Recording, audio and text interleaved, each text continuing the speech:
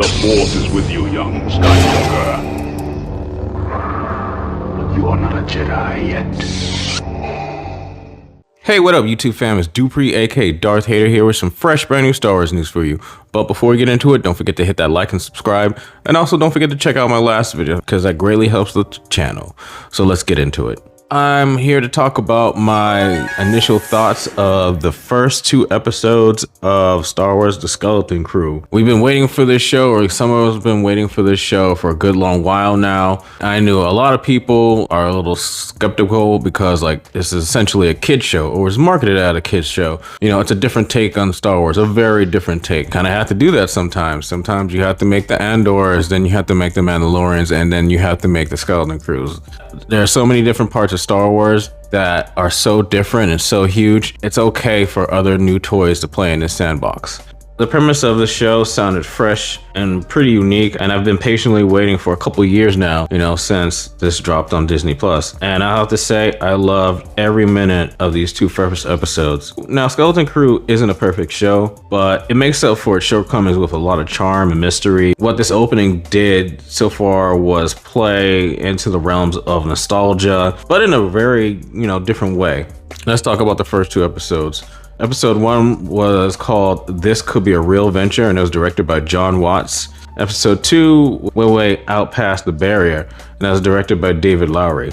Wimwa has action figures that he forms stories in his mind while he waits for the bus. He plays Jedi with his best friend Neil, and we see Fern and KB ride their speeder bikes through the neighborhood. Wim comes to school a little late that night to read stories under the covers and daydreams in the school about stories of the past, the Jedi on his holodeck. It's really cool to see an outside perspective on the galaxy at large that we know. These are the real things that resonate with adults, particularly many of the adults who grew up with the Amblin era. The series is working to invoke, that ET feel. I always wanted a different kind of fun with the Star Wars franchise, but it's a little harder to do certain things in live action. Animation doesn't really have a problem with this. Trying to figure out what exactly is happening on the planet of Ad-Adin will be the main driving force of the show. The kids can't get home until they figure out why their planet is hidden in the first place. Why is it a pirate legend? What are security droids roaming at Ad-Adin hiding?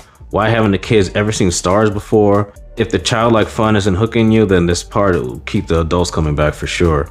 I'm kind of concerned about what will happen to Wim's father, Wendell, as he is taken to whoever the mysterious supervisor is. Fern's mother, Farah, seems to understand that not everything is as it seems on the planet, if the trailers are to be believed. The other big question I'm interested in uncovering is how Skeleton Crew will be connected to the bigger universe. This is still inside of the Mandoverse. While Vane makes a big reference, if you guys remember from The Mandalorian Season 3, he can't be the only connection to the bigger story. I do think that Skeleton Crew needs to be able to stand on its own, which it has done so far. But my only concern is if the final episode is going to be a hard setup for Dave Filoni's Mandoverse movie, which, if you guys remember, will be the tie of all the shows together. Imagine if Thrawn arrives at Ad-Adin and invades to take all their money to fund his new empire. It'd be kind of weird, seeing as Ahsoka was the last show and we kind of left that on a cliffhanger. So far, the showrunners have done an excellent job of making something new in Star Wars while we're still weaving in the threads of something bigger that is happening in the story.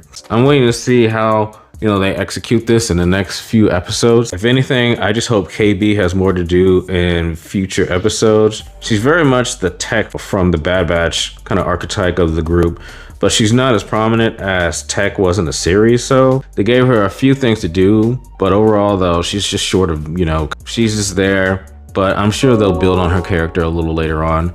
When Fern and Neil all have such big personalities that someone balancing them is in need. However, I want KB to have more to do in the coming episodes so we can find out exactly who she is. And by far my standout character had to be Neil. Neil, we all love a cute alien. I know originally a lot of us thought this was the same species as Max Rebo from Return of the Jedi and the Book of Boba Fett, but he's not. This is totally a different kind of alien where they show his family. And speaking of showing his family, the callback to his brothers watching snippets from Holiday Special, which the show we dare not name, according to George Lucas, was amazing. You never think you're going to get something like that in Star Wars, but then again, we've had mentions of Life Day already, and this is another heavy hitter from the series.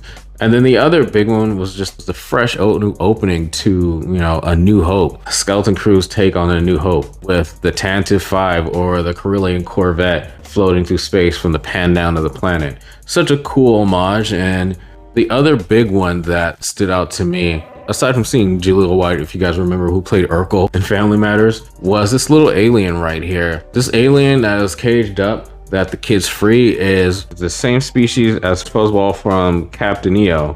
This is the small flying alien that's part of Captain EO's crew. He sits on Captain EO's shoulder, who's played by none other than Michael Jackson. George Lucas co-wrote and produced Captain EO, so it wouldn't be out of the question that Captain EO might be set in a different corner of the Star Wars universe. Or the creators of Skeleton Crew just threw in the little fuzzball as an Easter egg for the fans they'd like me to discover. Either way, it's pretty cool. I personally like to think they are part of the same universe. The most questioning thing of the show, aside from this hidden planet that the kids are from, is Jude Law's character. Jude Law's character, who's locked up with them at the end, and then uses the Force to grab the key, and then we fade to black. I'm wondering, where he comes from. I'm betting he's going to be some Force sensitive kid that wasn't trained as a Jedi, kind of just grew up under the Empire, hiding his Force abilities. Or he could have been a Padawan at the temple that just was saved and went into hiding and fell into piracy. I didn't know what to think of Jude Law in Star Wars until this first shot, and he's such a cool addition to this cast and to include into the Star Wars universe. He kind of has that Errol Flynn vibe.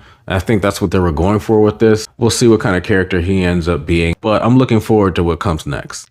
Anyway, let me know what you guys thought of Star Wars Skeleton Crew, these first 2 episodes. I sure love them, and we'll definitely have a lot more to talk about. Anyway, let me know what you guys thoughts down in the comments down below. And as always, if you guys like this video, please hit that like button. If you're not subscribed to the channel, hit the subscribe button. And don't forget to hit that bell to get notifications from our latest videos. That would be great. Anyway, guys, take care and see you in the next one. May the Force be with you. Bye.